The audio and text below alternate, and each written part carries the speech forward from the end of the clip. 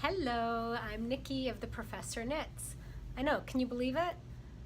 I just posted an episode last week and here I am posting again. Usually it takes me another 6 months.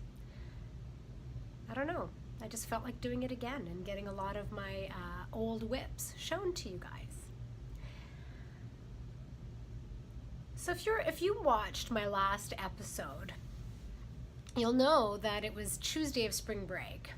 And I was talking about being at the tail end of some sort of sickness. Oh, it was not the tail end. I got worse. I was laid out flat for pretty much the rest of the week. I don't know if it was a sinus infection. I had fever and chills and a little bit of nausea. I guess maybe I had the flu. I never went to the doctor. This is all self-diagnosed. I'm a doctor, but not that kind of a doctor. So here's my thing. I think I had a sinus infection, which you can hear the residual sound of it, some sort of upper respiratory infection, and I think I had the flu and a slight bit of nausea, which was probably with the flu. I mean, I was out for the rest of the week. So I think I kind of jinxed it by talking to you guys about it being over. So I hope I'm not jinxing it again. I'm knocking on wood, my wood desk here. So because I was so sick, I was even too sick to knit, which is, I have to be pretty sick if I'm not knitting. Am I clear?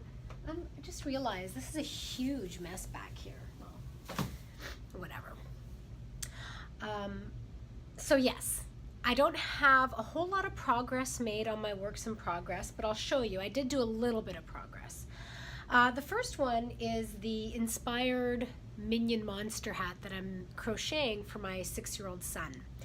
And I had the hat portion done before, and so that's still done, obviously. And I was able to start making all the little bits and pieces that will create the face and the goggles. So I got the eyeballs and the eyelids done, right?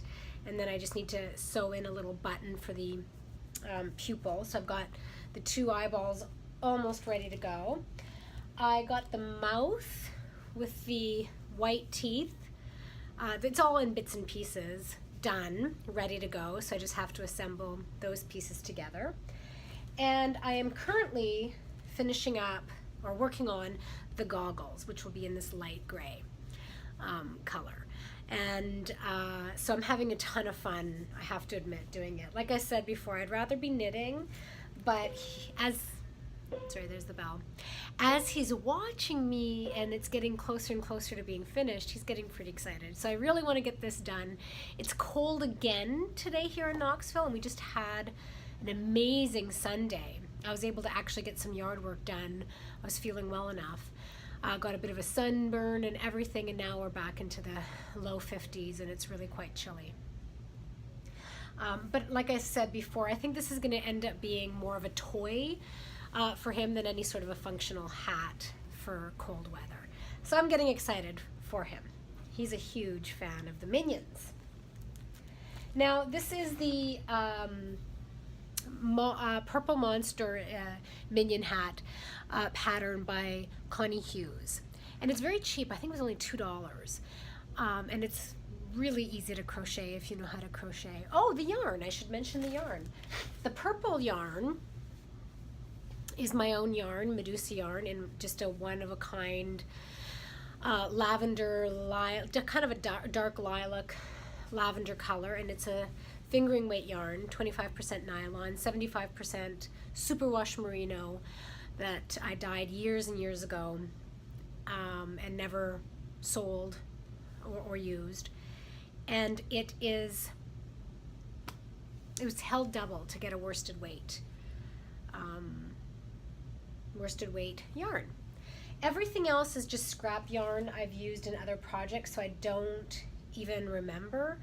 The white, I think, is some wool, again fingering weight, that I held double. And crocheting is not good for holding double. I don't think I'll be doing that again. I think this was some white 100% wool that I'd got in a kit when I ordered Elizabeth Zimmerman's baby surprise jacket. I ordered the whole kit, but I never ended up making the baby jacket yet. And this was one of the samples that came with it. The gray yarn is, it's 100% wool, and it's something that I bought. It's a really affordable one. It might be a Cascade worsted weight. Again, it's something that I used a long time ago, and this was just kicking around, and it ended up being the right color. I'm pretty sure it's Cascade, and it's 100% superwash merino wool. So a bit of a mishmash of different types of yarns. I'll have that done soon. The other works in progress is for my daughter, and nothing has changed a whole lot with this one. This is the Sesse tunic by Signe Stromgard, and as you can see, it's knitted from, I don't know if you guys can hear that, the bell is going. It's knitted from the bottom up. It's a tunic. So I'm just about to start the decreases, and it's just got these adorable kind of it seems like little trees or maybe little lollipops, long stems with little bulbs of yarn, and I really enjoy it. It's a very easy pattern to knit from the Knits for Little Scamps Volume 2 book of hers. The yarn is my own yarn, Medusa yarn and fiber, in my DK weight, 100% superwash merino DK, in just my pink colorway. Yeah, so I'm really enjoying this. She's kind of excited about it, but I think now that she sees me working on Oscar's hat, I think she's starting to think that maybe she wants a hat instead.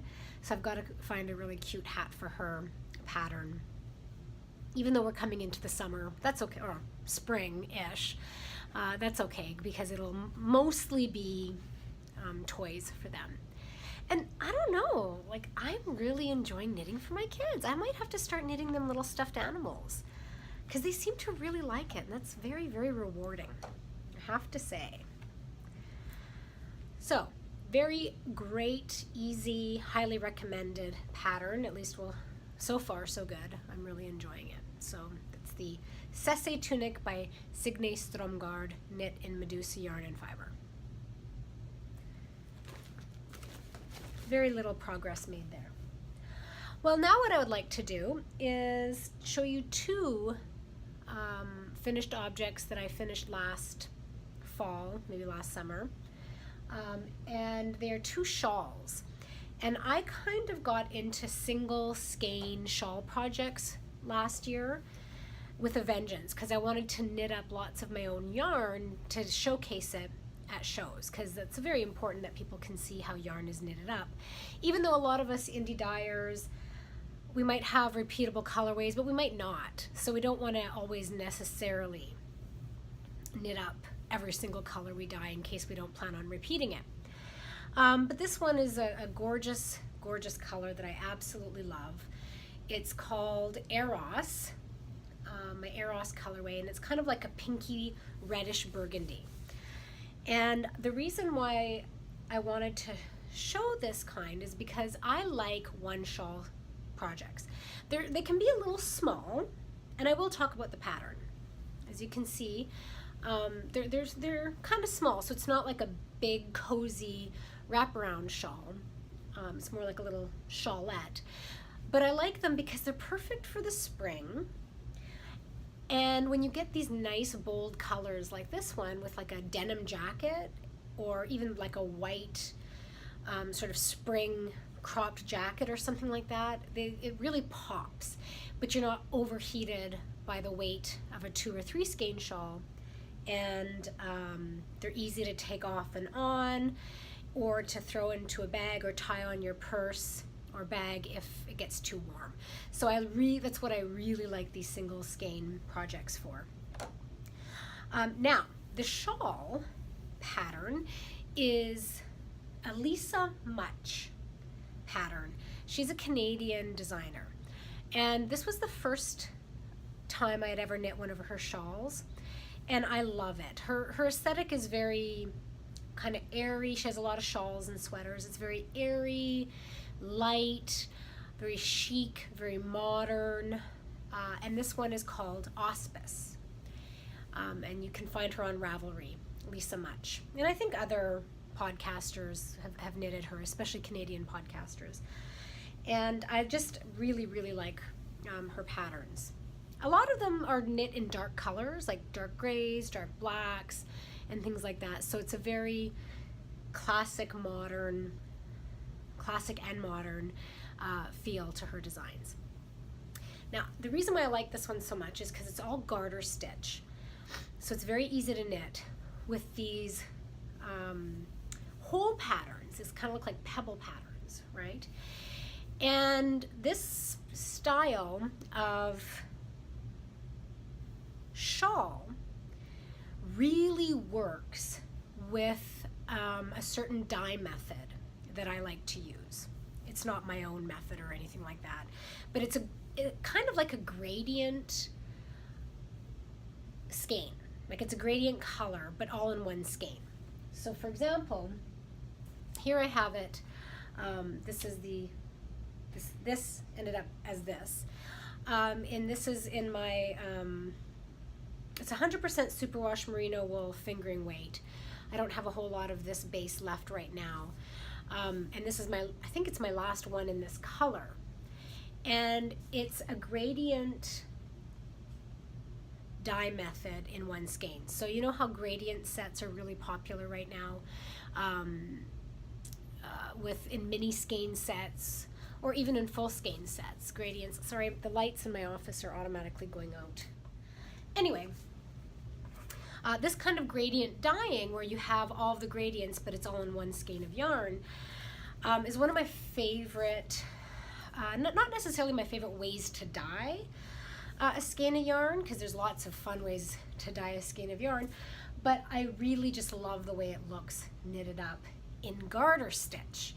I'm not sure I would necessarily knit something like this in stockinette. I mean, I'm sure it would be lovely, but there's something about the way garter stitch looks knitted up that I think is just stunning, right?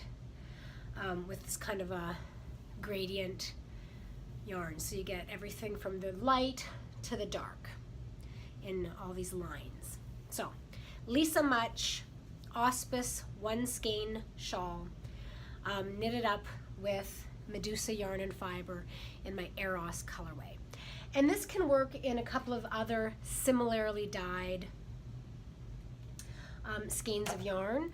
I did the same thing with my Chaos. Again, it's a gradient dyed yarn. And this particular one is a very, very subtle silver stellina. I subdued the sparkle on purpose because not everybody likes a strong sparkle. I mean, now when I see skeins that have lurex in them, which is this really popular alternative to stellina, I mean, the sparkle that lurex brings is amazing. But it might be a little too much for some people. I would love it on like a black shawl for the evening or something like that, but not a lot of people like a lot of sparkle. Maybe they just want a hint. And so sometimes, not always, but sometimes I dullen the stellina on purpose to get more of a subtle shine. And that's what I've done with this one. It's a very, very subtle sparkle. So this is my Chaos colorway, a nice dark blue and a light denim-y blue that's dyed in the same way. And when I was selling at SAF last year, a woman bought Chaos specifically to make, I don't think it had stellina in it, but she specifically bought this to make this shawl in blue because it'll knit up the same way. Another one that I have that again is would knit up the same way and is dyed in the same method is this one, and I love this color. I've only got 2 left. I haven't knitted it up yet, but I'm dying to knit this up maybe as another Auspice shawl. I don't know, maybe they'd be too similar in my wardrobe. Now this one I've named Styx, as in the river Styx in Greek mythology. I'm not sure when this is all sold out. I will probably dye this color again, but I might name it something different. I don't know. I'm still at that stage with my company and with dyeing yarn and naming it, where naming colors is like one of the hardest parts of this job. Is coming up with something that's clever and eye-catching and meaningful, that you might not want for a different color. And since I'm still so new at all of this, I would kind of just pull things out of my head often. But I love this. It's like a plum, like a rich, plummy, then turning into a light mauvey, dark mauvey purple. It's just gorgeous. And I've got 2 skeins, and this is on my Titans base, the Superwash Merino 75%, 25% nylon. So yes. So I thought I'd bring these 3, excuse me, to show you how beautifully they can knit up as a single skein project for spring or fall, right? For a nice little shawl like this. And of course, it always also look good as socks. Anything that there's fairly short repeats, I think. Not too short, but fairly short. And of course, it would look great in a garment too, right? But I haven't done a garment with this kind of dyeing method just yet. Love it. Love it, love it, love it. I'm going to get a lot of wear out of this shawl. Another one I wanted to show you is a Helen Stewart shawl that I knitted up last year. Her Spindrift shawl, which I think might be a free pattern. Don't quote me on that. It might be a free pattern. And of course, it's Helen Stewart, Hell's Bells. Everything that she creates with regard to shawls, anyway, because that's all I've ever knit of hers, is just fantastic to knit. And a lot of them are crescent shape, and I think crescent shape is my favorite shawl.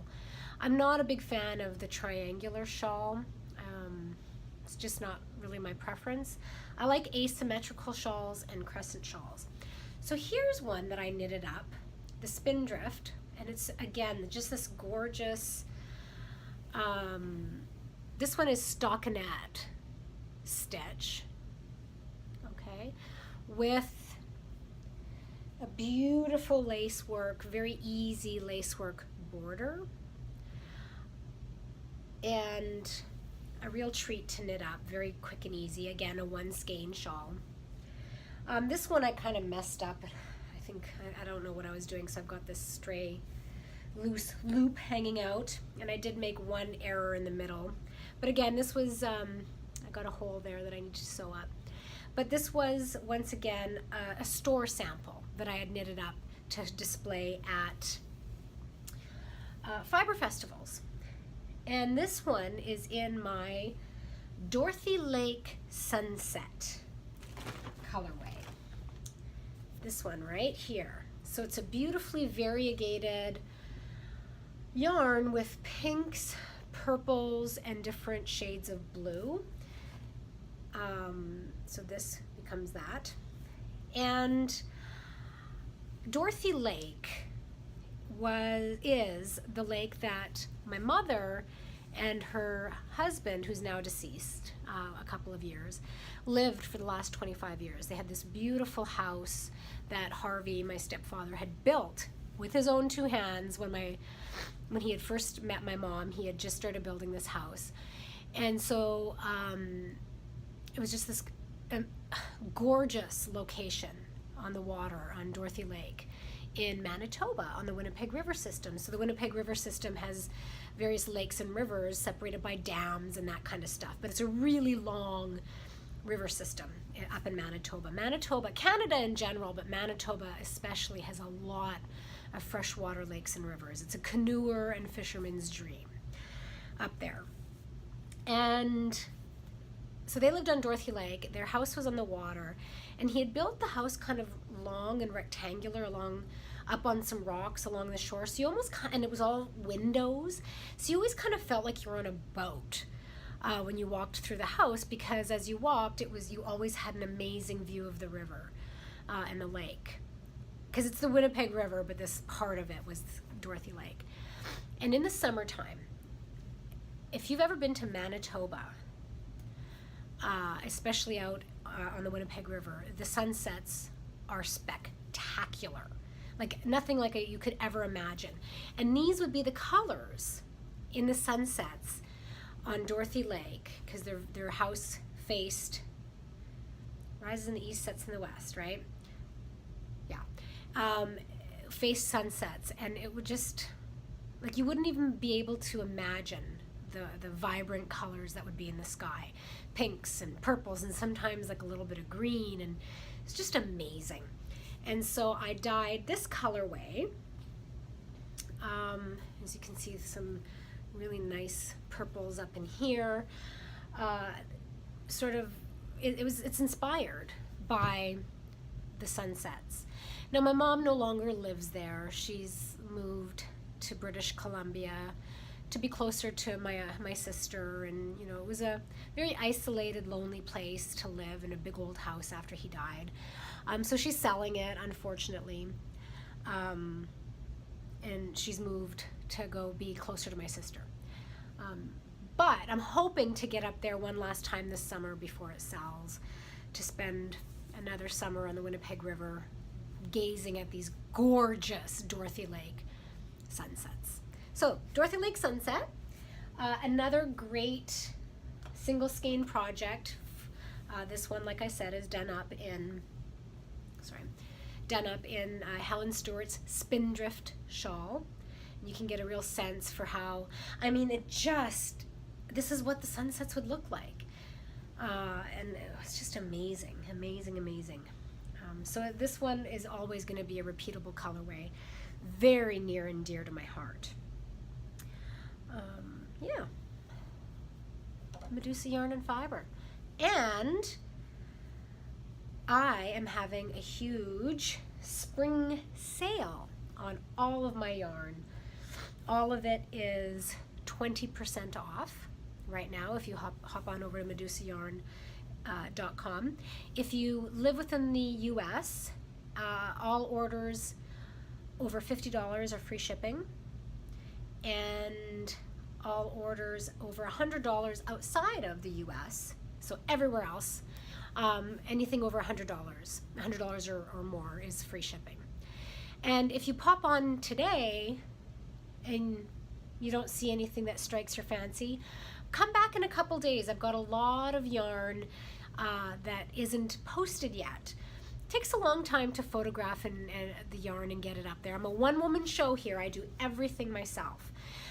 So I have to plan my days carefully, and sometimes I don't get to the photography as quickly as I would like.